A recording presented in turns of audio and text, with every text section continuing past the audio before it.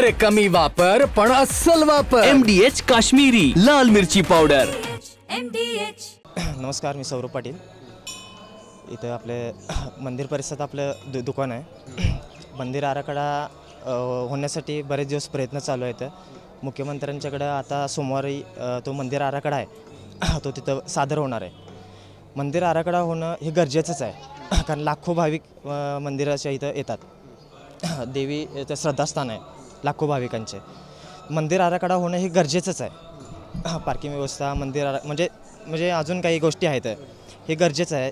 पण ते गरजेचं असताना इतर म्हणजे जे काही विक्रेते आहेत, फूल विक्रेते असेल किंवा ओटी विक्रेते असतील, इतर जी काही दुकानं आहेत त्या दुकानदारांना पर्यायी जागा म्हणजे जेणेकरून त्यांचाही व्यवसाय व्यवस्थित होईल. कारण इथं बरेचसेच असे विक्रेते आहेत की त्यांच्या हातावरचं पोट आहे.